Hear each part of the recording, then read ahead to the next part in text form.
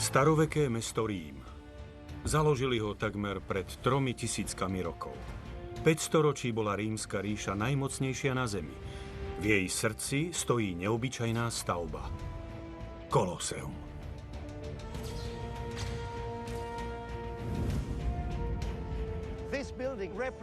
Táto stavba predstavuje vývoj Rímskej ríše od jej vzostupu až po jej pád. Toto staroveké divadlo celé storočia skrývalo temné tajomstvá o ríši, ktorá ho postavila, a o tisíckach ľudí, ktorí v ňom zomreli. Ak bolo niekoho treba zabiť, tak ich zabili. Rimania s tým nemali žiadny problém. V súčasnosti vyspelá technika pomáha vedcom robiť nové objavy vďaka jedinečnému prístupu ku kostiam padlých bojovníkov.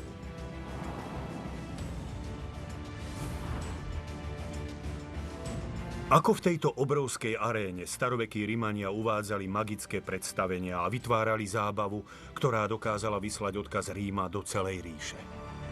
Tieto záhady rozlúštime len tak, že Koloseum rozoberieme. Osvietime si do jeho oblúkov a podzemných chodieb, aby sme okúsili život a smrť za jeho stenami a odhalili tajomstvá skryté v tomto starovekom dive.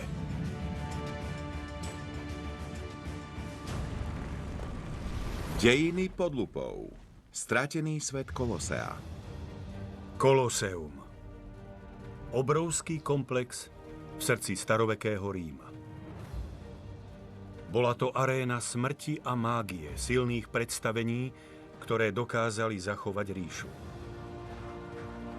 V jej stenách sú schované indície, ktoré odhaľujú, že toto bolo viac než len divadlo. Koloseum ľudí uchvacuje dodnes. Stále tu cítite rovnaké pocity, aké mali na predstaveniach rímski diváci. V súčasnosti týmy odborníkov bádajú hlbšie v srdci stavby než kedykoľvek predtým a lúštia záhady tejto starovekej arény, aby zistili, ako 500 rokov skryté tajomstvá tejto obrovskej ruiny pomáhali Rímu budovať ríšu v Európe aj za jej hranicami. Pod monumentálnym obalom sa skrýva komplexný systém stĺpov, oblúkov a klenieb, ktoré rozkladajú obrovskú váhu, takmer 250 000 tón kameňa, a umožňujú tak budove týčiť sa 48 metrov nad ulicami Ríma. V aréne je miesto pre 80 000 divákov, takže by sa sem zmestil aj Super Bowl. Pod podlahou arény sa skrýva podzemné bludisko chodieb a komôr, ktoré bolo tajnou doménou najnebezpečnejšieho bojovníka v ríši, gladiátora. Koloseum a muži, ktorí v ňom bojovali, sú najznámejšími symbolmi Rímskej ríše.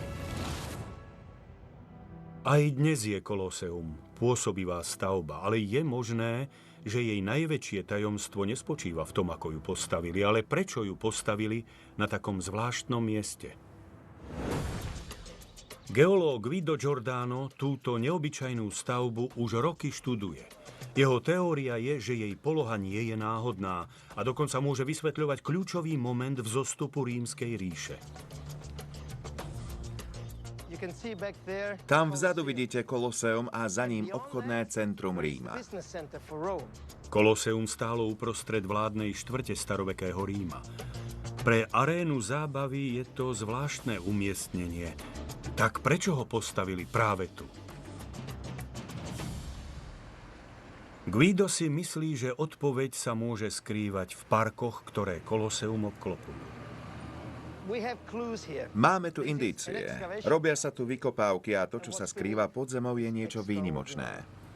Bagre odpratávajú veľké kopy hliny zo svahu pri Koloseu. Pod váhou tejto hliny sa svahy začali zosúvať a odhalili skrytý podzemný svet. Svet, ktorý by podľa Guida mohol ozrejmiť, prečo Koloseum stojí na takom neobvyklom mieste.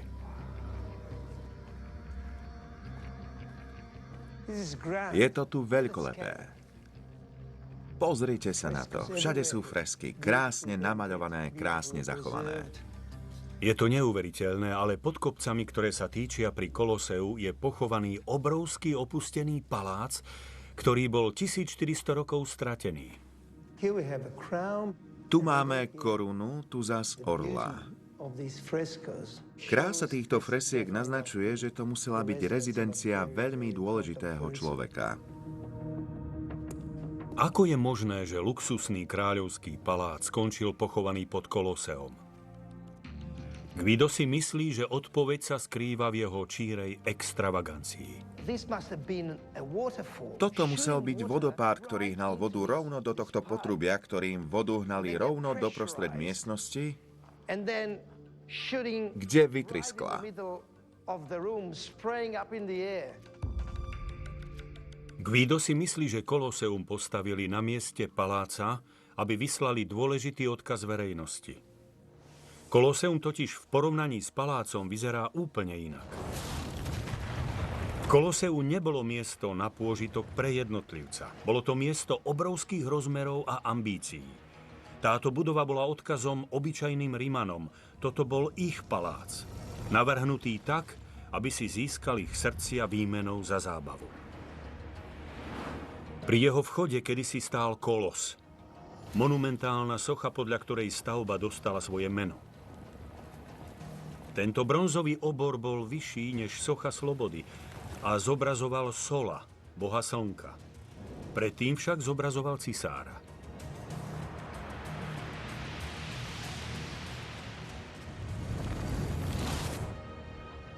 Jeho príbeh napovedá, aký osud postihol palác.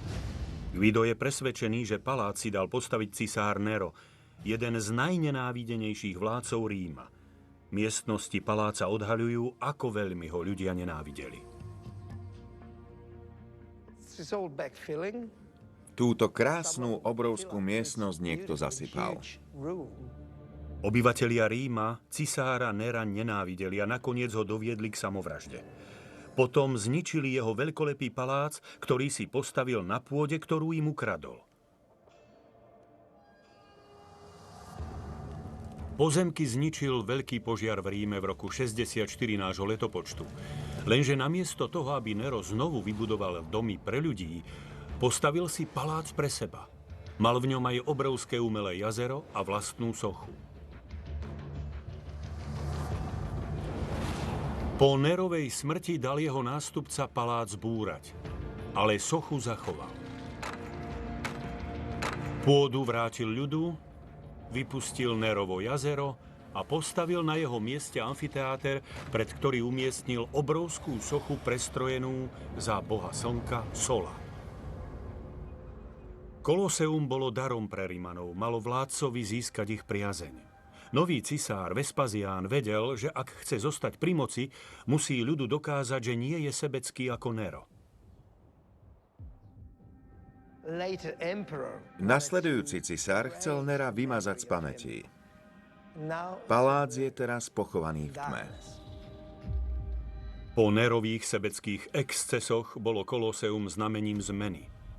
Bola to budova pre obyčajných Rimanov, ktorí v nej mohli oslavovať silu svojej rastúcej ríše. Chodili sa sem pozerať na ľudí, čo boli ochotní zomrieť na cisárovú počesť, na gladiátorov. O týchto smrtonosných posloch Ríma sa vie veľmi málo, pretože v ruinách Kolosea sa nenašla ani jedna kosť gladiátora. Teraz však testy jedinečných ostatkov, ktoré sa našli v Turecku, priniesli nový pohľad na záhadné životy týchto bojovníkov.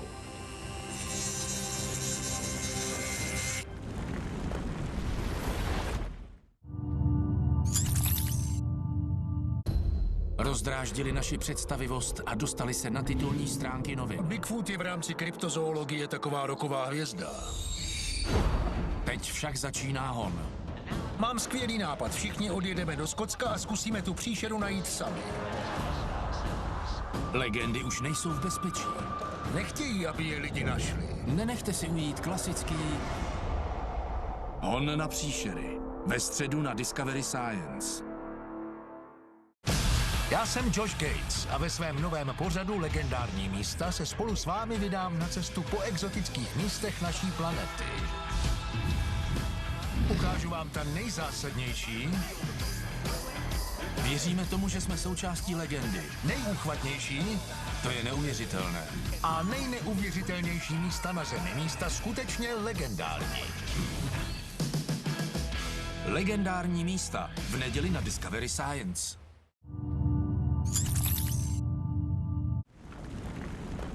Dejiny pod lupou. Koloseum v starovekom Ríme, divadlo Preľud a aréna smrti. Tento obrovský amfiteáter niesol odkaz rímskych vodcov. Nasledujte nás a my vás budeme zabávať. Hviezdami týchto vystúpení boli gladiátori. O týchto legendárnych bojovníkoch sa však toho veľa nevie. Pod klenbami a medzi stĺpmi Kolosea sa nachádzajú vábivé indície o tom, ako ich svet vyzeral.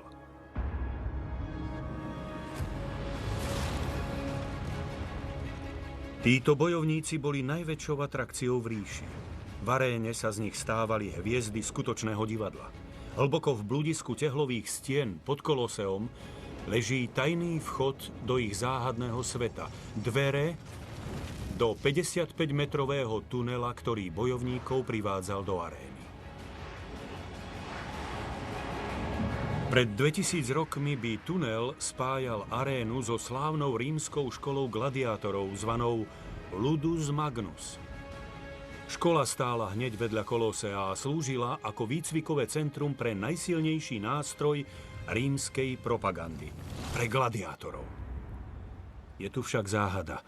V Koloseu sa nikdy nenašli žiadne kosti, ktoré by nám o živote gladiátorov prezradili viac. Boli to len nahraditeľní násilníci?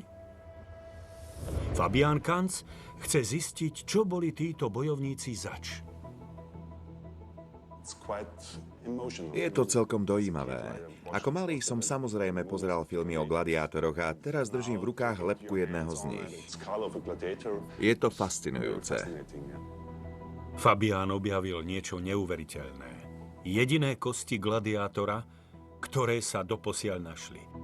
Našli sa v amfiteátri, ktorý kedysi stál na okraji ríše v dnešnom Turecku.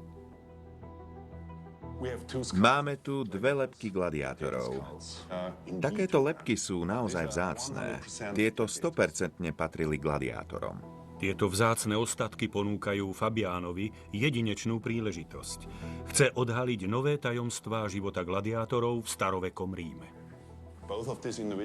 Obe tieto osoby boli mužského pohlavia a mali 25 až 30 rokov.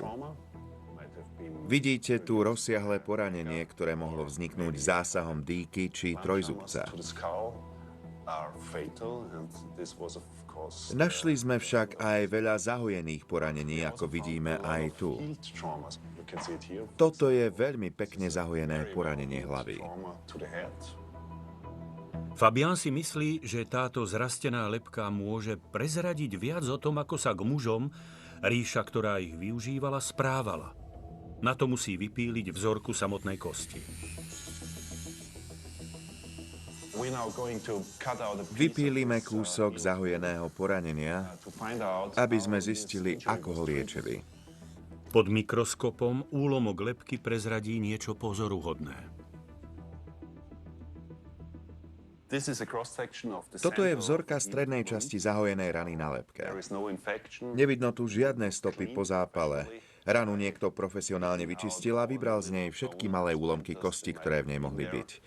Ranu teda krátko po incidente veľmi dobre vyčistili a liečili. Pozoruhodné je to, že na mnohých kostiach gladiátorov z Turecka sú podobné stopy po takýchto zahojených poraneniach. Je to šokujúce. Pri pohľade na kosti som presvedčený, že gladiátorom sa dostávalo najlepšej zdravotnej starostlivosti, aká bola v tom čase dostupná. Muži mali teda od nahraditeľných násilníkov ďaleko. Fabián si myslí, že sa k ním správali skôr ako k uznávaným športovcom. Pre mňa je to silný dôkaz, že majiteľ sa o nich chcel starať, že chcel ochrániť svoju investíciu a postaviť ich znova na nohy. Premena týchto mužov na gladiátorov bola investícia, ktorú si Rím mohol dovoliť. Ríša sa rozrastala a nových kandidátov bol dostatok. Z celej ríše zvážali otrokov, odsúdencov a zajatcov, ktorí mali hrať úlohu vo veľkom predstavení. V škole pre gladiátorov z nich urobili bojové stroje s pozorne nakombinovanými silnými a slabými stránkami. Vrtký Retiarius, ozbrojený trojzubcom a sieťou, bojoval so Sekutorom, ozbrojeným silákom s ťažkým štítom a mečom. Každý pár bol pozorne vybratý tak, aby bol garantovaný veľkolepý súboj, ktorý sa mohol skončiť slávou alebo smrťou. A Fabián zistil, že tieto neuveriteľne vzácne kosti mu vedia o živote a strave bojovníkov povedať ešte viac. V kostiach sa ukladajú chemické stopy stravy človeka. Na analýzu chemických prvkov v kostrách gladiátorov Fabián rozomelie vzorku kosti na prach a pridá ju do kvapaliny. Keď kvapalinu nastrieka do plameňa, ten nadobudne typické sfarbenie. Práve to odhalí, aké chemické prvky sú v kosti. Ako vidíte, plameň je jasno-červený. Je to dôkaz veľmi vysokej koncentrácie stroncia. Gladiátori majú v kostiach dvakrát toľko stroncia ako ostatní Rimania. Stroncium je minerál podobný vápniku, ktorý posilňuje kosti. Keďže jeho podiel tu je taký vysoký, Fabiánov záver znie, že gladiátorom so stravou trochu pomáhali. V niektorých rímskych textoch sa spomína, že gladiátori dostávali tzv. Popolový nápoj. Popol môže vysvetľovať vysoký obsah stroncia v kostiach. Kosť potrebuje minerály a nápoj s popolom by bol vynikajúci zdroj. Znie to trochu zvláštne, ale myslím si, že popolový nápoj gladiátorov môže byť ekvivalent dnešných energetických nápojov.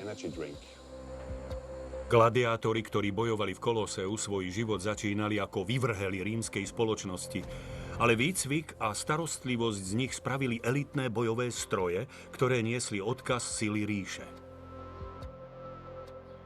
Na jednej strane boli nikto, ako zvieratá, ale na druhej strane to boli superhviezdy.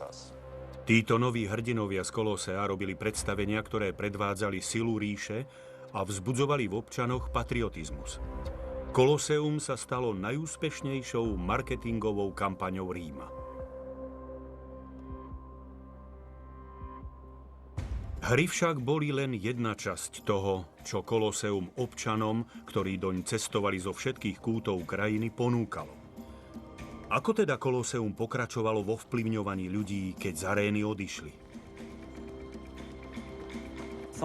Hry niekedy trvali celé týždne, takže dňom aj nocou tam bolo veľmi rušno. Týčiace sa ruiny Kolosea nás ohurujú ešte aj dnes. Pred 1900 rokmi by vyzeralo ešte veľkolepejšie. Kameň, ktorý je dnes zvetraný, by bol pred 2000 ročiami vyleštený a žiaril by do diaľky. V dokonalých oblúkoch stáli sochy z mramoru a zlata, ktoré hlásali slávu Ríma. Vonkajšie steny Kolosea mali dĺžku 610 metrov a týčili sa vyššie než akákoľvek iná stavba v meste. Bola to najväčšia jednotlivá stavba, ktorú ríša vytvorila.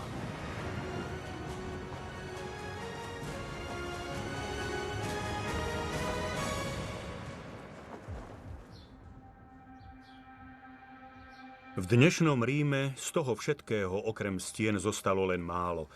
Ale Wolfgang Neubauer si myslí, že za rímskymi predstaveniami sa toho skrývalo viac. Dúfa, že pri Viedni nájde nové dôkazy o tom, ako ríša navrhla a rozložila komplex budov, ktoré amfiteáter obklopovali.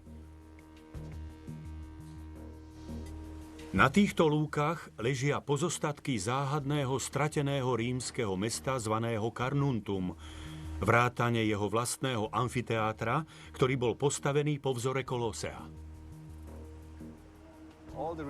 Všetky pozostatky týchto budov, všetky steny, všetky podlahy sú voľnému oku neviditeľné. Je to len zelená lúka, ale je tu obrovské mesto. Centrum Carnunta má rozlohu 10 km štvorcových. Na rozdiel od Ríma sa však na týchto ruinách nikdy nič nestavalo. Pod zemou sú teda pozostatky všetkých budov ako nedotknuté.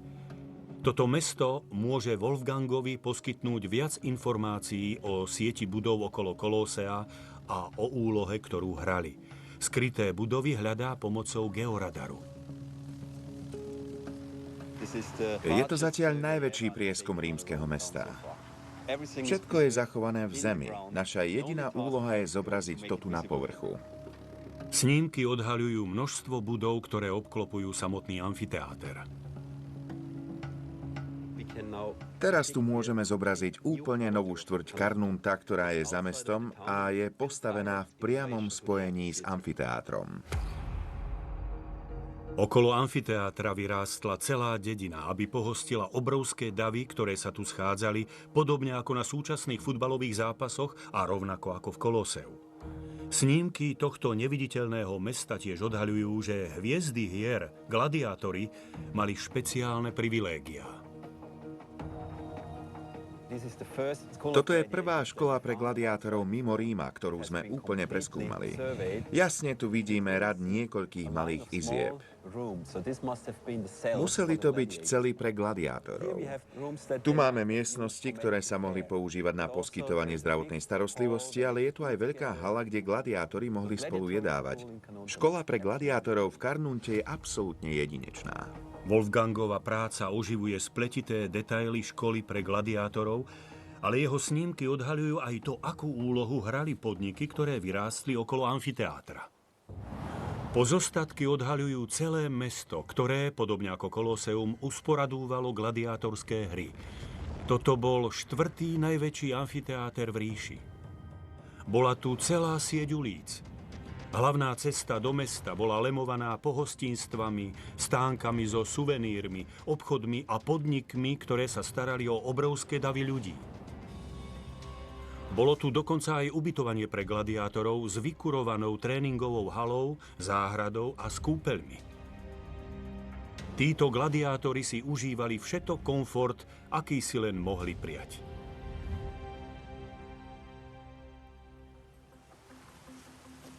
Wolfgangové objavy na tomto mieste odhaľujú celý príbeh rímskeho Kolosea.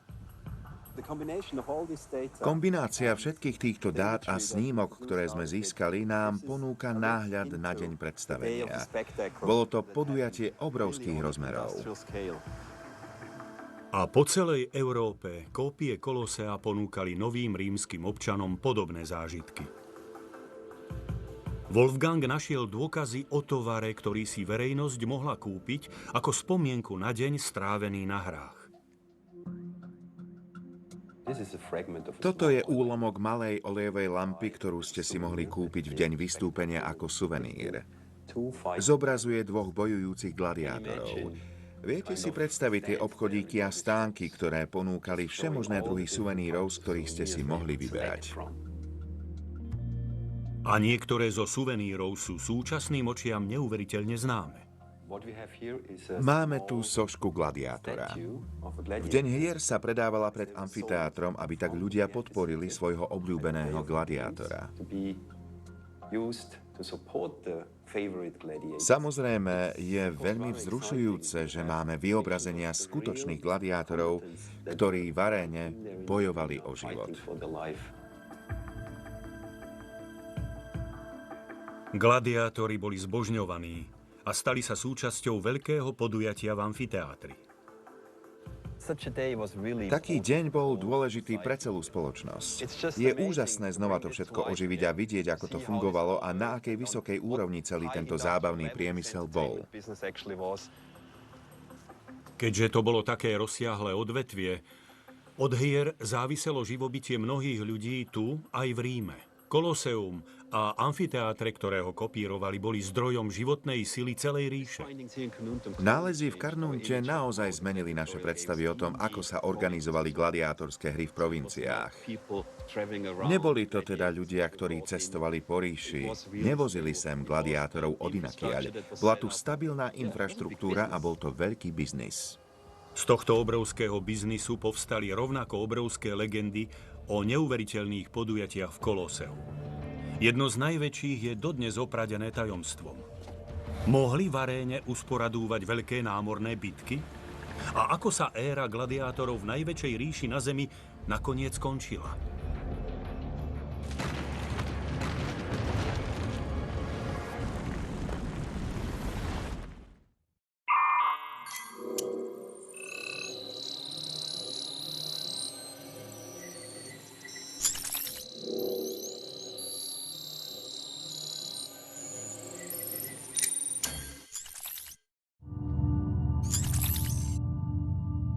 Vím, co jsem viděl, opravdu to existuje.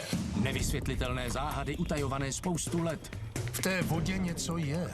Investigativní novinář Paul Beeben pracuje na odhalení největších a nejtemnějších tajemství našeho světa. A to byla vesmírná loď mimozemšťanů. Ano, Aby vám mohl prozradit fakta, která jste neměli znát. někde tady v tom obrovském prostoru se skrývá pravda. Odtajněné paranormální aktivity. V sobotu na Discovery Science.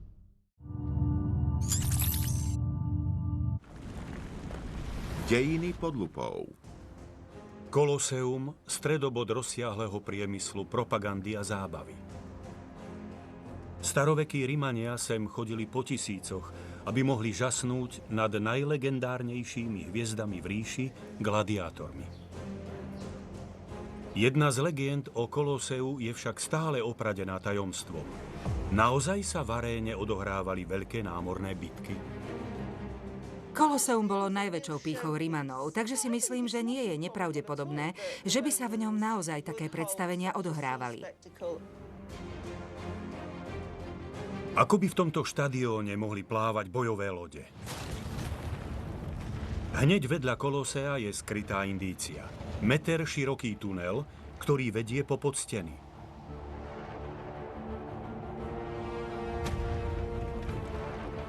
Archeológovia sú presvedčení, že možno vedie do labyrintu zvláštnych plytkých kanálov. Kanálov, ktoré vedú do stredu arény. Je možné, že sú to pozostatky obrovského systému, ktorý dokázal Koloseum naplniť vodou, aby tu cisár mohol usporadúvať skutočné námorné bitky, tú najväčšiu ukážku rímskej sily a dôvtipu?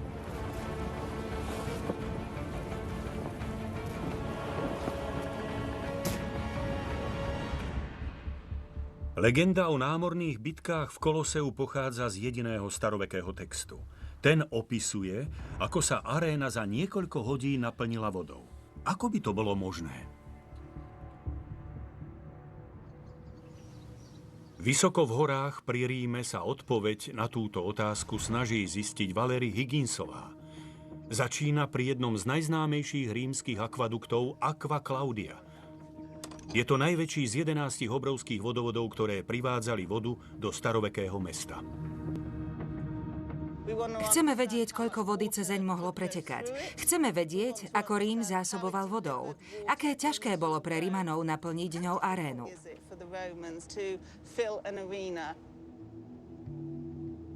Valérii pomáha Adriano Morabito, odborník na rímske podzemné tunely. Tento staroveký akvadukt kedysi privádzal pitnú vodu 69 kilometrov do centra Ríma. Tu vidíme výšku hladiny vody. Maximálna výška vody bola pol metra a zvyšok bol prázdny. Samozrejme, voda tiekla nadol vďaka gravitácii, nie vďaka tlaku v systéme. Počas stavby dokonca aj dômyselní Rimania niekedy robili jednoduché chyby. Akvadukty sa stavali tak, že jeden tím začal na jednom konci a druhý na druhom. Museli sa spoliehať na svoje zememeračské techniky, aby sa stretli. Samozrejme, nie vždy im to úplne vyšlo. Tu sa museli trochu posunúť, aby sa kanály spojili. Museli trochu upraviť smer a posunúť sa doprava, aby sa stretli s druhým tímom. Keď si predstavíte dnešné podobné projekty, pri ktorých máme toľko modernej techniky, stále je dosť náročné, aby sa tie dva týmy v strede stretli. A teraz si predstavte, aké to bolo začiať starovekého Ríma pri tej technike, ktorú mali oni. Je skutočne úžasné, že sa im darilo takto tie tunely spájať. Napriek výborným stavbárskym schopnostiam však ani Rimanom neprekážalo, ak sem tam urobili chybu. Vždy nás ohúri, keď to Rimania zvládli. Ale nesmieme zabúdať na to, že vo veľa veciach postupovali systémom pokus omyl. Niečo robili, ale niekedy im to nevyšlo a urobili chybu. Pokiaľ to však nemalo nejaký dopad na samotného cisára, pokiaľ to neprekazilo hry, alebo pokiaľ sa to nedostalo na verejnosť, nevadilo im to.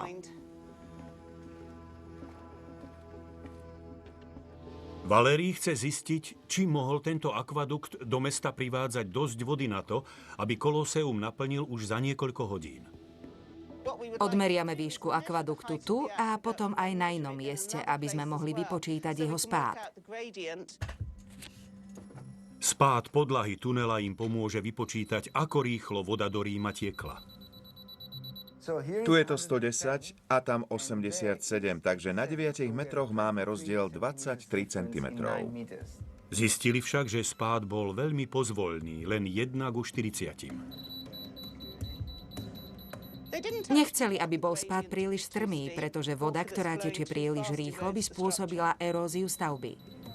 Z Valérinej práce je jasné, že voda v tomto akvadukte tiekla príliš pomaly na to, aby dokázala Kolóseum naplniť tak, ako to opisuje legenda. Je to nezvyčajne veľká aréna. Nebola naplnená do veľkej výšky, možno tak do 1,5 metra. Napriek tomu je ťažké predstaviť si, že by Kolóseum dokázala naplniť voda odtiaľto. Valérie je však presvedčená, že akvadukt nevypovedá celý príbeh. Myslí si, že v tejto zložitej skladačke rímskeho potrubia chýba jeden dôležitý dielik. Do starovekého Ríma pitnú vodu privádzalo niekoľko akvaduktov, dokopy 11. Valérína teória je, že keď Kolóseum stavali, postavili niekde v jeho blízkosti aj obrovskú vodnú nádrž. V nádrži bolo dosť vody na to, aby dokázala Kolóseum zaplaviť na jeden raz. Sieť kruhových kanálov pod amfiteátrom rozviedla uloženú vodu rýchlo a rovnomerne na podlahu arény a pripravila ju tak na veľkolepú námornú bitku. Potom sa otvorili 4 obrovské kanály, ktoré vodu odviedli zase preč, dosť rýchlo na to, aby sa stihli ďalšie hry. Ak však kľúčom k naplneniu Kolósea vodou bola obrovská vodná nádrž, kde je? S pomocou doktora Matea Baroniho Valérii v Ríme sleduje trasu akvaduktu. Pri Kolóseu objaví pozostatky oveľa väčšej stavby, ktorá tu kedysi bola. Je možné, že práve toto je chýbajúci dielik skladačky? Máme tu pozostatky monumentálnej fontány. Zaujímavé na nej je to, že v nej bola nádrž na vodu. Valéry si myslí, že pôvodná konštrukcia chýba, ale že bola dosť veľká na to, aby sa do nej zmestilo 13,3 milióna litrov vody, čo boli potrebné na zaplavenie Kolósea. Kolóseum je hneď tamto, takže vodu doň mohli ľahko odkloniť. Musela by však tiecť rýchlo, aby ho dokázala naplniť za niekoľko hodín. Valéry teda vykoná ešte posledné meranie, aby vypočítala spád medzi nádržou a podlahou Kolósea. Medzi týmto miestom a Kolóseom je 6-metrový výškový rozdiel. Klesá to tam naozaj strmo. Tlak vody by tu bol vysoký a dokázal by vodu do Kolósea natlačiť veľmi rýchlo. Takže si myslím, že je to realistické.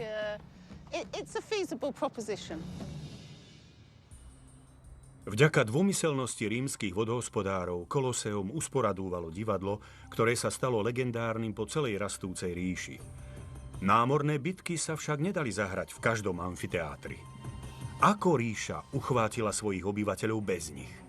Nové indície v Neapole odhaľujú magické techniky, ktoré sa kedysi používali na vyvolanie úžasu v divákoch v Kolóseu.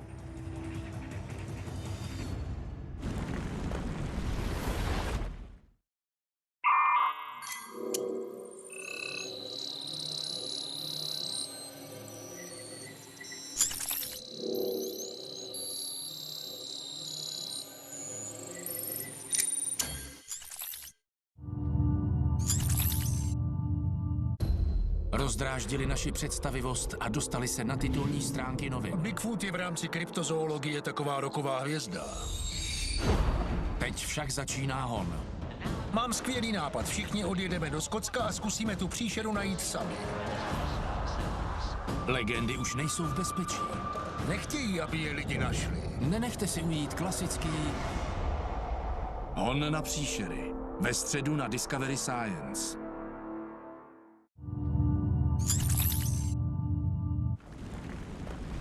Dejiny pod lupou. Kolóseum. Veľkolepá budova, ktorá pomohla vybudovať najväčšiu ríšu v dejinách. Práve tu rímska ríša dokázala očariť svojich obyvateľov. Podlaha arény je vyplnená záhadným bludiskom stien a chodieb. Naznačujú, že sa tu kedysi dialo niečo neobyčajné. Tieto pozostatky sú však príliš rozpadnuté, aby prezradili svoje tajomstvá.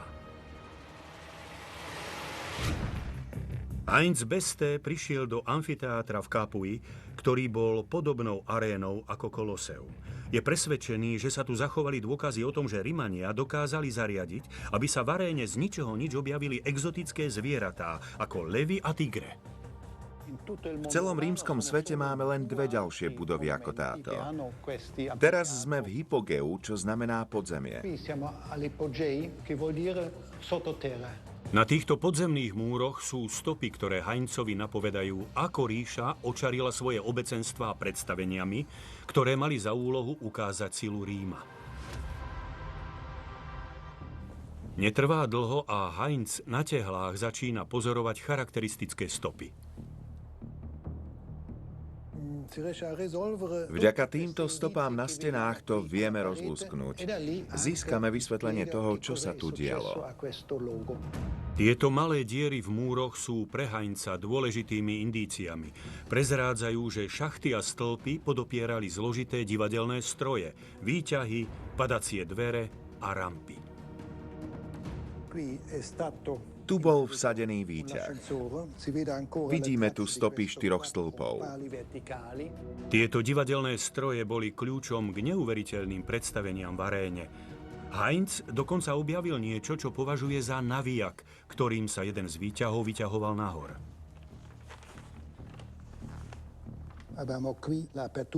Tu je otvor na navijak. Zohli sa na deň a tlačili, aby navijakom točili. Navijaky sa mohli používať na premiestnenie zvierat a veľkých exotických rekvizít a kulís na scénu, kde potom ohurovali davy. Boli tu osadené mobilné rampy, ktoré niesli kulisy, vďaka ktorým sa vytvárali konkrétne scenáre hier v závislosti od oblasti pôvodu zvierat.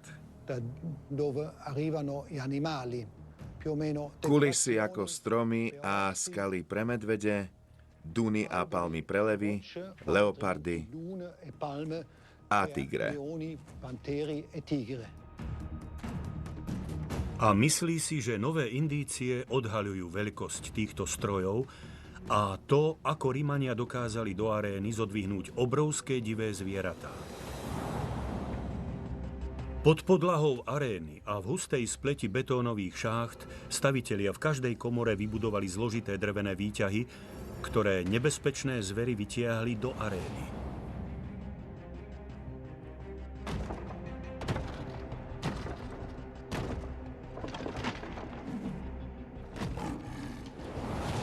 Otroci tlačili obrovské vratidlo, ktoré tak vyťahovalo zviera v klietke k padacím dverám pod podlahou arény. Zveri a bojovníci sa tak na scéne objavovali akoby kúzlom.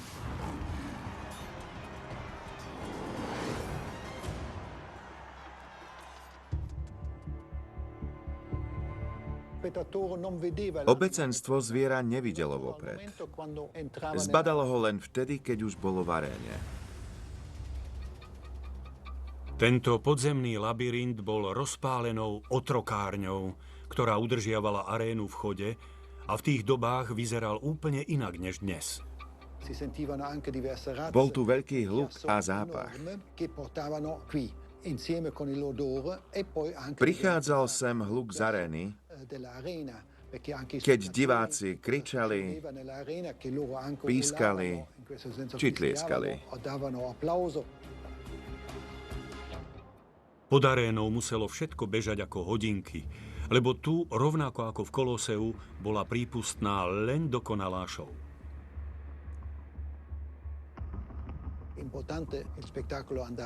Pre cisára bolo dôležité, aby predstavenia prebiehali hladko. Mohol tak predviesť veľkosť a silu Ríma. Diváci kričali od vzrušenia a boli v úžase z fantastickej sily svojich rímskych vládcov. Heinzové objavy odhaľujú, že Kolóseum bolo navrhnuté len s jedným úmyslom – vzbudiť v ľuďoch pocit úžasu a údivu. Za jeho múrmi, ako aj za múrmi iných amfiteátrov v Európe, divákov opantalo kúzlo mocnej rímskej ríše. A podobne ako ríša, aj Kolóseum predstavovalo spôsob života. Teraz leží v ruinách. Táto stavba je kultová, lebo predstavuje vývoj rímskej ríše od jej vzostupu až po jej pád. Bol kolaps Kolósea spôsobený pádom samotnej ríše? Alebo stopy v aréne naznačujú, že jeho steny zničila prírodná katastrofa?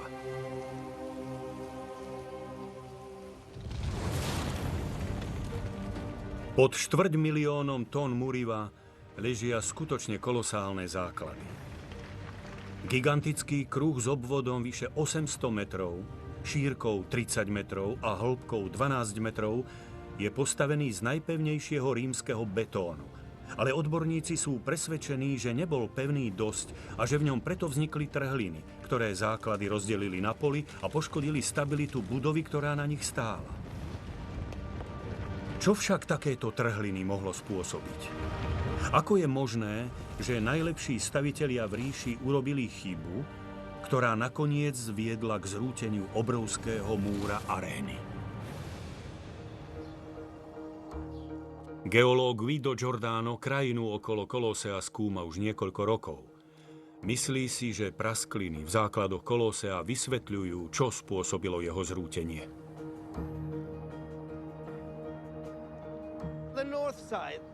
Severná strana je postavená na rovnakej skale, z ktorej je tento kopec. Je to pevné skalné podložie, ale južná strana Kolósea je postavená na veľmi mäkkom sedimente. Pre mäkké, hlinisté riečne sedimenty pod južnou polovicou Kolósea je táto strana budovy veľmi nestabilná. Rozlomilo sa Kolóseum na poli po jednom z mnohých zemetrasení, ktoré zasiahli staroveký Rím. Počas veľkých zemetrasení, ktoré zasiahli Rím, sa zem triasla úplne inak na severnej strane než na južnej. Na severnej strane, kde je pevná skala, sa zem triasla takto, ale na južnej strane, kde je mäkký sediment, sa triasla takto. A vidíme tam veľké pukliny. To sa stáva, keď sa zem silno trasie a jedna časť klesne viac než druhá. V skutočnosti južnú stenu naozaj zbúralo zemetrasenie, ale až niekoľko storočí po páde ríše. Odohrala sa ešte nejaká katastrofa, ktorá ukončila éru Kolósea oveľa skôr? Guido hľadá dôkazy v ďalších starovekých zrúcaninách neďaleko amfiteátra. Toto je Marcellovo divadlo. Najväčšie divadlo v starovekom Ríme. Podobne ako Kolóseum, aj ono zažilo veľké zmeny. Podobne ako Kolóseum, aj Marcellovo divadlo bolo kedysi veľkolepým symbolom ríše na vrchole, ale niečo sa zmenilo a nádherná budova tiež upadla.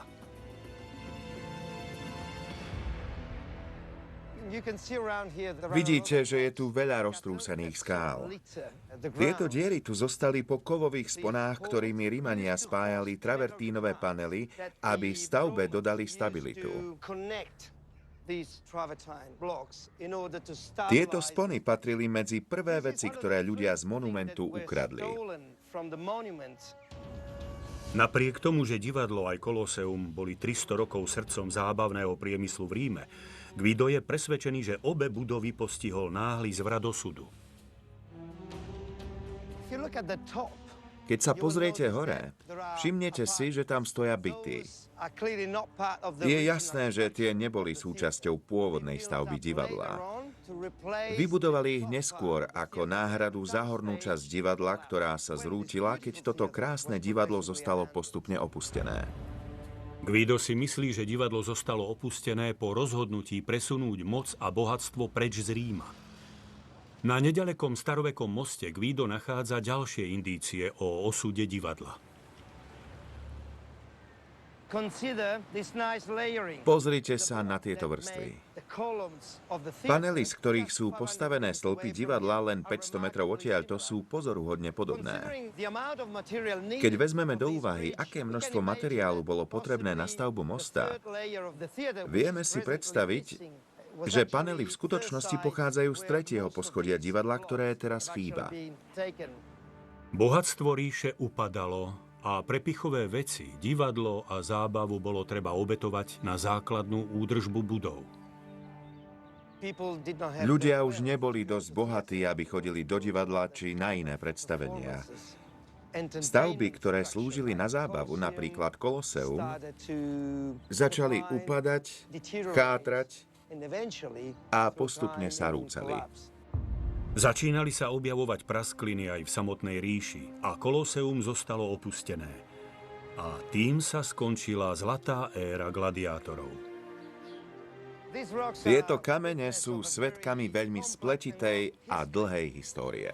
No ani takmer o 2000 rokov neskôr ruiny Kolosea nestratili svoje čaro.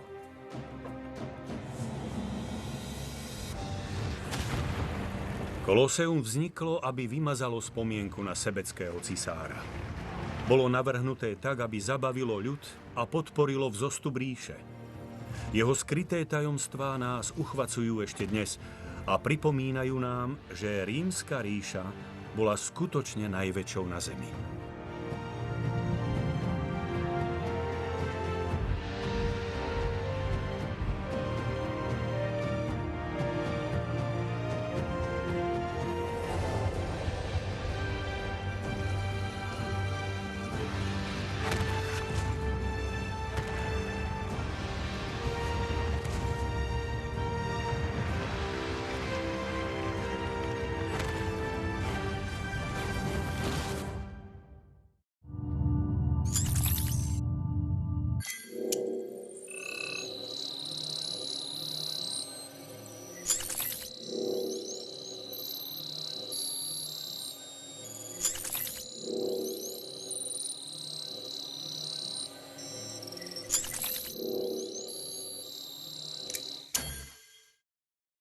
Vím, co jsem viděl, opravdu to existuje.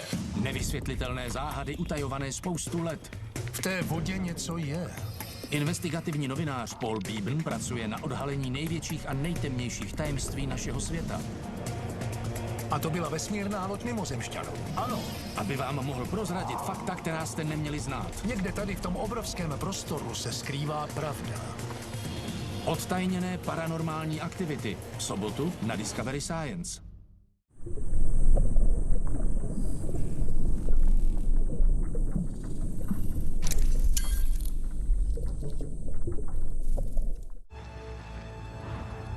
Petra. Staroveké a záhadné mesto z kameňa, ukryté v púšti. Petra sa z ničoho nič objavila a potom zasa veľmi rýchlo zmizla. Petra v Jordánsku je známa svojou neobyčajnou krásou, ale o tejto obrovskej metropole aj o civilizácii, ktorá ju postavila, sa vie veľmi málo. V Petre je najväčším problémom jej veľkosť. Je to obrovské mesto a my sme z neho nepreskúmali ešte ani 2%. Dnes však archeológovia používajú najnovšiu techniku, aby zabudnutý ľud z Petry oživili. Kto títo ľudia boli a prečo zmizli? O každodennom živote obyčajných ľudí, ktorí obývali Petru, sa toho veľa nevie. Myslím si, že Petra je pre archeológov obrovskou výzvou. Jediný spôsob, ako sa dá zistiť, prečo zostala Petra opustená, je vyzdvihnúť túto veľkolepú metropolu z piesku. Znovu oživíme úžasné monumenty tejto zabudnutej civilizácie, aby sme zistili, čo sa stalo s najväčším strateným mestom starovekého sveta.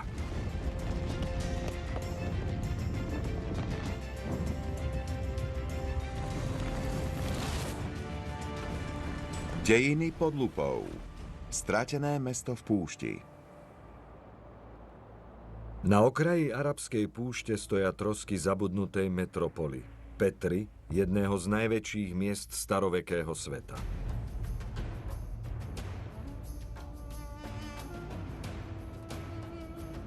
Pred 2000 rokov boli králi Petri súčasníkmi slávnych vládcov, ako bol Julius Cézar, a žili za čias Krista. Prečo však o tejto kedysi veľkej civilizácii vieme dnes tak málo?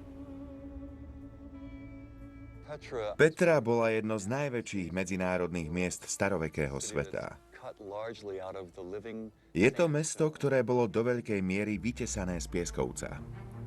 Toto obrovské mesto stojí skryté na konci kľukatej, takmer 1,5 kilometra dlhej tiesňavy. Táto prirodzená trhlina v skale sa nazýva Sík a vedie k najznámejšej pamiatke v Petre, k pokladnici.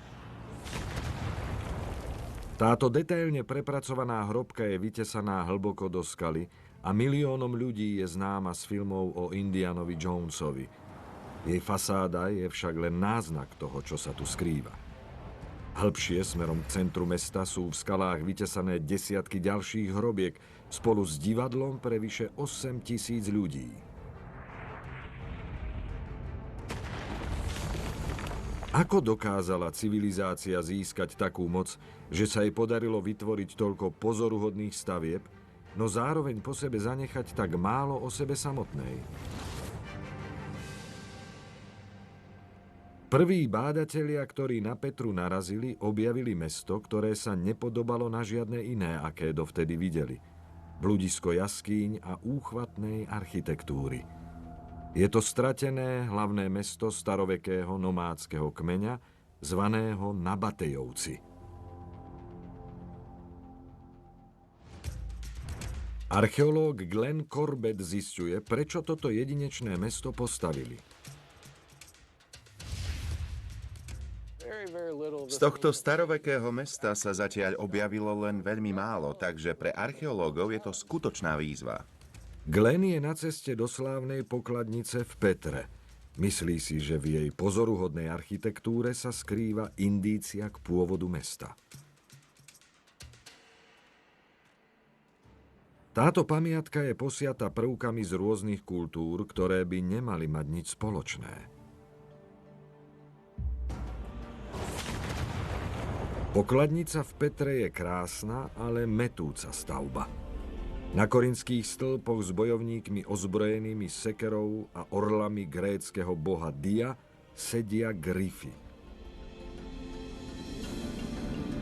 V strede je však socha, ktorá sa podobá na egyptskú bohyňu Isis, a vnútri je táto svetoznáma pamiatka ešte zvláštnejšia. Za fasádou je len prázdna komora, ktorá možno slúžila ako slávnostná sála pre mŕtvych. Pod ňou archeológovia objavili jednoduchú pohrebnú komoru bohatého a mocného rodu.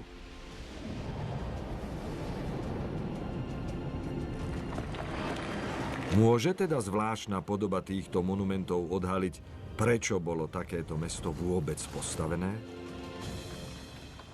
Starovekí autori opisujú Nabatejovcov ako nomádov z Arábie, ale Petra vyzerá skôr ako grécke alebo rímske mesto na okraji púšte.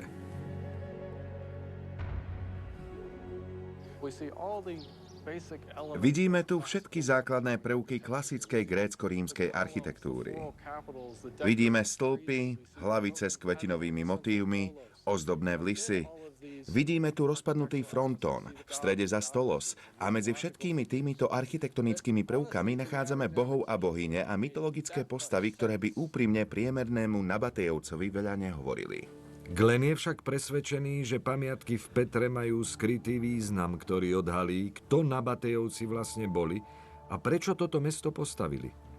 Myslí si, že odpoveď sa skrýva v centre mesta. Tajnostkársky Nabatejovci po sebe nezanechali takmer žiadne písomné záznamy, ale za to po nich zostala obrovská archeologická studnica pokladov. Dobré ráno. Ako sa máte? Ako vám ide práca? Dnes americkí a jordánsky archeológovia preosievajú obrovské kopy piesku, ktoré mesto prikrývajú. Našli sme tu množstvo vecí. Takáto keramika prezrádza, že Nabatejovci boli bohatí a sofistikovaní. Veľmi pekné. Toto je napríklad veľmi pekný kúsok nabatejovskej maľovanej keramiky. Je veľmi kvalitná a tenká, takmer ako škrupinka, čo je pre obdobie najväčšieho rozpuku nabatejovcov typické. Samotné množstvo materiálu v Petre prezrádza, že pred takmer 2000 rokmi sa nabatejovská spoločnosť dramaticky zmenila. Títo nomádi sa rozhodli vybudovať nový druh mesta takmer zo dňa na deň. Je neuveriteľné, koľko keramiky nachádzame pri akejkoľvek vykopávke, ale najmä v takýchto obrovských starovekých mestách ako Petra. Môžete sa prejsť po povrchu Petry a uvidíte tisíce úlomkov. Čo teda nomádov z Petry viedlo k tomu, aby sa usadili v meste? Starovekí autori píšu, že mesto stálo na najväčšej svetovej obchodnej ceste naprieč púšťou k Stredozemnému moru. Nabatejovci sa tu usadili, aby získali kontrolu nad obchodom s kadidlom, korením a látkami. Nadobudli tak obrovské bohatstvo. Rozhodli sa svoje novozarobené peniaze investovať do vytvorenia neuveriteľných majstrovských diel. Inšpirovali sa však myšlienkami z Grécka a Ríma, ktoré do Petry prichádzali. Vzdali sa teda Nabatejovci svojho starého spôsobu života úplne? Glenová keramika pochádza zo svätyne zvanej Chrám okrídlených levov. Objavy z tohto miesta prezrádzajú, že bol pred 2000 rokmi zasvetený mocnej nabatejovskej bohyni Al-Uza. Pokiaľ vieme, tento chrám pravdepodobne postavili, keď v celom meste prekvital rozsiahly stavebný program. Glenn a jeho kolegovia ešte stále zbierajú útržky informácií o tom, ako presne tento posvätný chrám vyzeral. Objavili však, že skrýva tajomstvo. Tento chrám síce zvonka vyzerá ako grécky či rímsky, podobne ako mnohé iné budovy v Petre, ale pôdorys centrálnej svätyne vychádza zo starovekého arabského vzoru. Mnohé z ozdobných prvkov chrámu sú bežnejšie v gréckej a rímskej architektúre, ale zároveň je to tak trochu pozlátka, lebo samotný chrám bol v prvom rade nabatejovský duchovný dom. Je zasvetený najvyššej nabatejovskej bohyni Al-Uza. Nabatejovci postavili nový druh mesta, ktoré v sebe spájalo arabskú nomádskú kultúru s novými myšlienkami z Grécka a Ríma. Glenn si myslí, že nabatejovskí králi sa tak snažili oznámiť svoj príchod na svetovú scénu.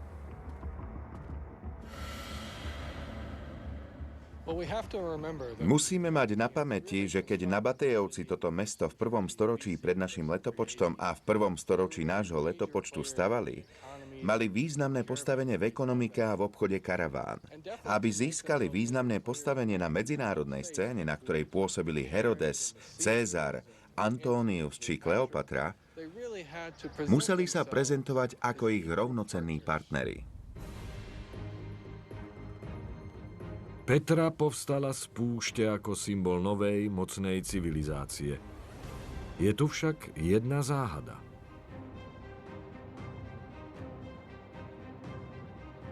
Ako mohla prosperujúca metropola prežiť v takom nehostinnom prostredí?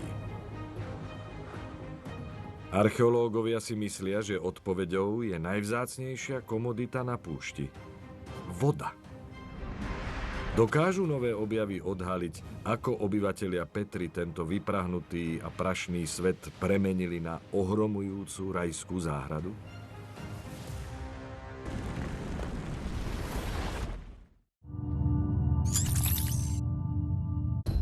Rozdráždili naši představivost a dostali se na titulní stránky novin. Bigfoot je v rámci kryptozoologie taková roková hvězda. Teď však začíná hon. Mám skvělý nápad. Všichni odjedeme do Skotska a zkusíme tu příšeru najít sami. Legendy už nejsou v bezpečí. Nechtějí, aby je lidi našli. Nenechte si ujít klasický hon na příšery. Ve středu na Discovery Science. Já jsem Josh Gates a ve svém novém pořadu Legendární místa se spolu s vámi vydám na cestu po exotických místech naší planety. Ukážu vám ta nejzásadnější Věříme tomu, že jsme součástí legendy. Nejúchvatnější To je neuvěřitelné.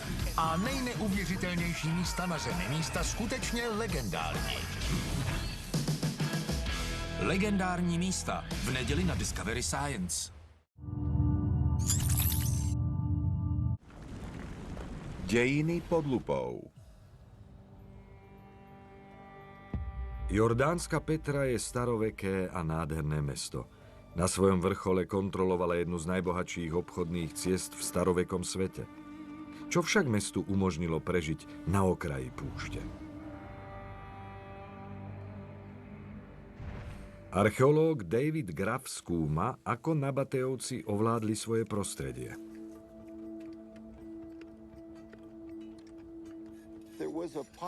V oblasti Petry žilo minimálne 10 až 20 tisíc ľudí.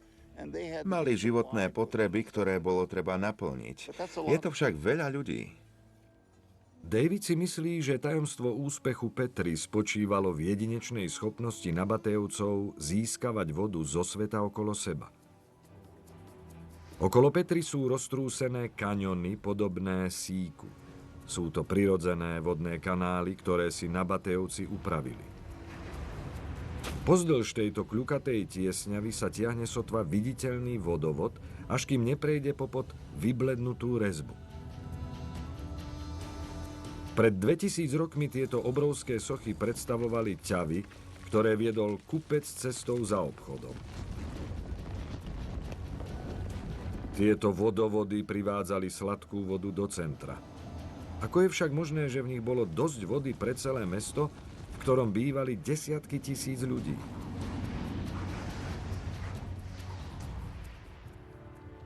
Desať kilometrov severne od Petry sa nachádza skalný výstupok zvaný Bejda. David tam vedie tým, ktorý vykopáva odpovede. Dnes je zem pod výstupkom vyprahnutá, ale aj takto ďaleko od centra mesta archeológovia ako Zejad al-Salamín nachádzajú stopy po rozsiahlej vodnej sieti. Zrážky tu boli veľmi malé, len 250 mm za rok. Preto počas krátkeho obdobia dažďov zachytávali každú kvapku, aby mali vodu na celý rok. V Bejde je zem pokrytá záhadnými pozostatkami vodovodov a zabudnutých nádrží. Na čo slúžili? Zejad naďabil na stopu, dutinu vytesanú do skaly. Nemyslí si však, že slúžila na uskladnenie vody. Jej účel je ešte prekvapivejší. Bol to lis na víno. Tento je vyspelý a pozostáva z troch hlavných základní. Najprv sa do strednej časti lisu nasypalo hrozno. Potom sa nohami tlačilo. Počet vodovodov a lisov na víno naznačuje, že sa tu dialo niečo pozoruhodné.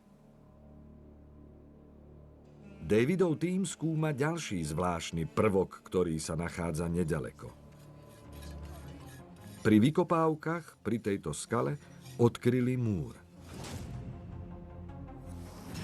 Vyzerá to ako sklad, čo naznačuje, že v Bejde sa vyrábalo veľa vína.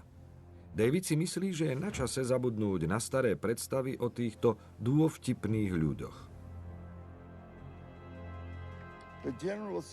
Všeobecne sa predpokladá, že Nabatejovci boli nomádi, že nepili víno a nevenovali sa poľnohospodárstvu. My však už teraz vieme, že to tak nebolo. Objavy v Bejde dokazujú, že Nabatejovci dokázali nazbierať toľko vody, že víno nielen vyrábali. Vody mali toľko, že vinič dokonca pestovali vo veľkých viniciach. Na Nabatejovcoch je podľa mňa také geniálne to, že dokázali na takomto opustenom mieste nájsť drobné kúty, v ktorých sa dalo niečo pestovať. Ako teda tento vodný systém fungoval? Nabatejovci vytvorili pôsobivú vodnú sieť, ktorá vodu dodávala o celé kilometre ďalej tam, kde ju potrebovali. V centre mesta do skaly vyhlbili tunel a nádrže, ktorých sa tok vody presmeroval. Stavitelia pozdĺž tiesňavy sík natiahli hlinené potrubie. Konce rúr sa zužovali, aby mala voda tlak. naprieč celým kráľovstvom vybudovali cisterny potiahnuté hydraulickým betónom, v ktorých sa pod zemou skladovala voda. David si myslí, že táto technológia ďaleko presahovala centrum mesta. Na väčšine miest je prameň. Tu žiadny prameň nie je. Úžasné je to, že to všetko bola dažďová voda, ktorej bolo minimálne množstvo. Takže si to vyžadovalo množstvo kreativity a stavebných zručností, aby tú vodu dostali do rezervoárov a skladovali ju tam. To je ten úžasný úspech Beatty. Vďaka dômyselnosti Nabatejovcov vzniklo bohaté a mocné mesto, umelý raj vo vyprahnutom a pustom regióne. Na svojom vrchole však Petra padla za obeť jednej z najmocnejších ríš v starovekom svete – Rím. Arzenál skrytých zbraní napovedá, že sa v uliciach mesta odohrala zabudnutá bitka. Zničili teda Petru obávané rímske légie?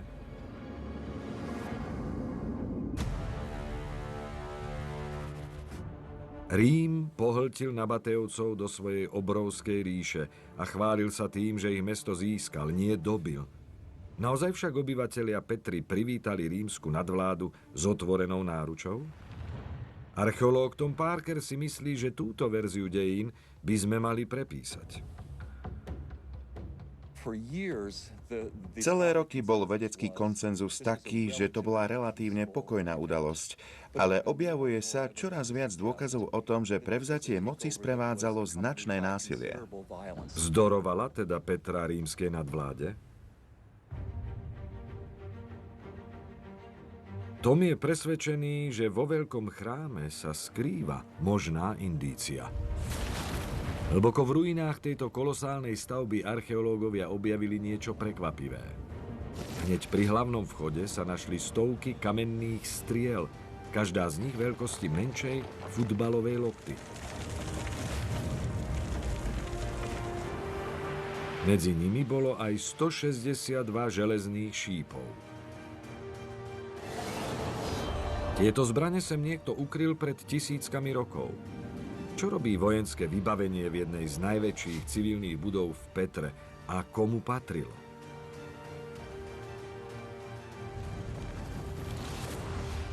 Tom sa na veľké kamenné gule pozrie bližšie.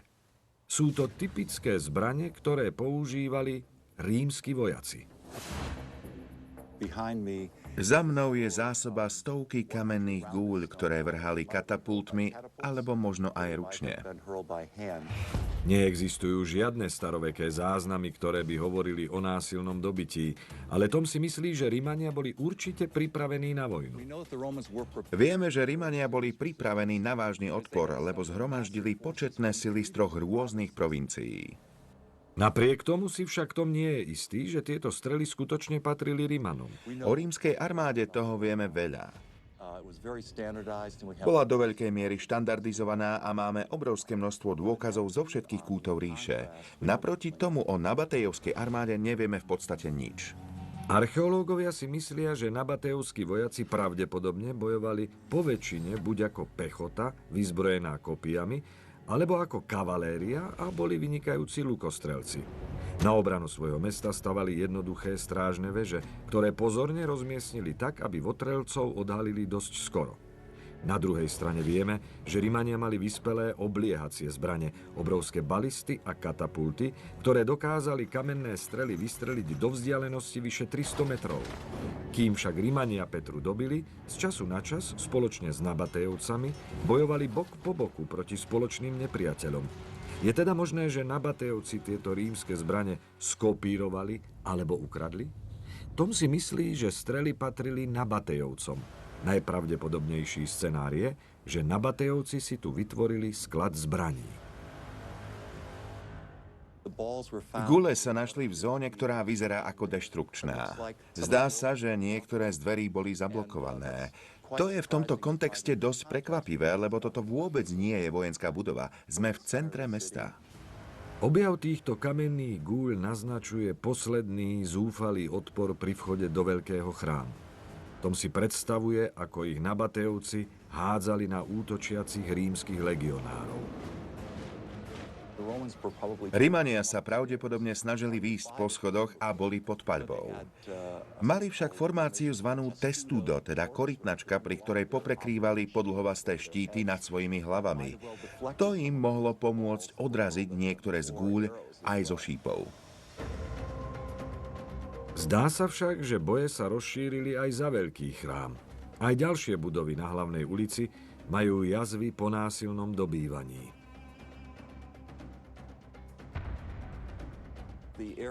Najlepšie sa obraňujú stavby, ktoré sú vyvýšené nad úrovňou ulic. Nabatejovci mohli opevniť jednotlivé budovy v meste v snahe mesto udržať. Myslím si, že veľký chrám je toho zatiaľ najlepším dôkazom. Ak v uliciach Petry naozaj prebiehal taký krutý boj, prečo o ňom rímski autori nepísali? Z rímskeho pohľadu to pravdepodobne bola len drobná vojenská záležitosť, hoci z pohľadu Nabatejovcov to bol samozrejme zdrvujúci úder. Je jasné, že všetko hovorilo proti nim a nakoniec podľahli. Vojenská mašinéria Ríma zvrhla vládcov Petry, ale znamenal príchod ríše koniec aj pre nabatejovský spôsob života? Archeológovia hľadajú stopy pod záhadnou zrúcaninou na odľahlom hrebení. A môže rozpadávajúci sa staroveký text konečne odhaliť, čo sa stalo s ľudom Petry?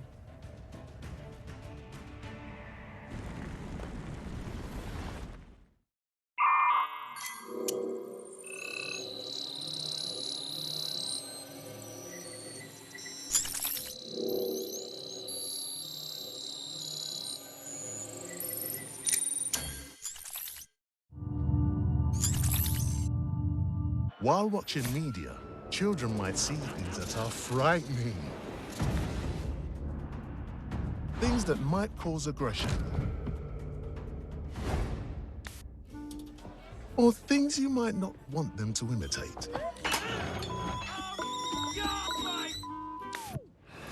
Kikevisor informs you until what age certain media contents can be harmful to children. Go to kikevisor.eu for more information.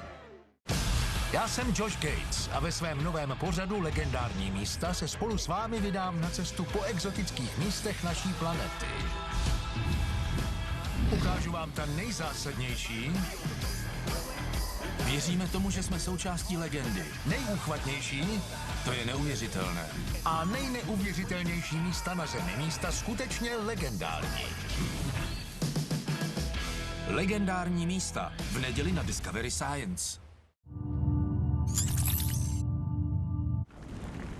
Dejiny pod lupou. Takmer pred 2000 rokov rímska ríša dobila Petru. Čo nadvláda Ríma znamenala pre najnovších občanov ríše? Archeologička Megan Perryová skúma, ako sa Nabatejovci prispôsobili životu za cudzej okupácie. Jedna z najväčších záhad, ktoré sa snažíme rozlúštiť, je, ako veľmi sa Petra zmenila, keď ju dobil Rím. Odpoveď naozaj netušíme. Megan hľadá indície pod záhadným múrom, ktorý vedie pozdĺž hrebeňa na severnej strane mesta. Múr je postavený z tisícok nahrubo otesaných pieskovcových panelov a vyplnený sutinami.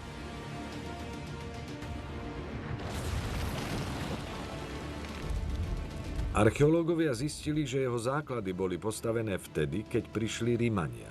A zdá sa, že múr vedie rovno cez obytnú štvrť a pretína obyčajné nabatejovské domy.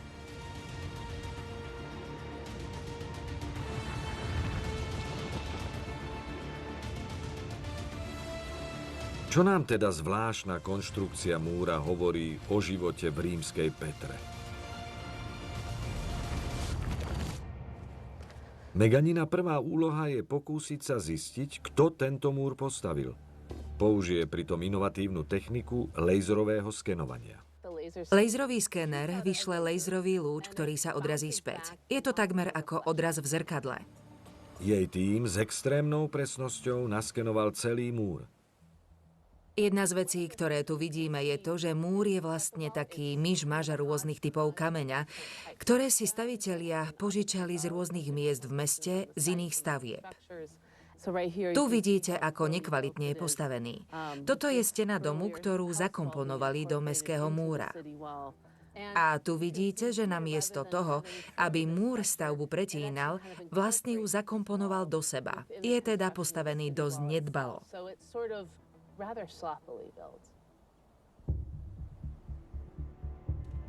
Spôsob, aký múr postavili, Megan fascinuje. Na ruiny sa pozrie bližšie so svojím kolegom Tomom Parkerom.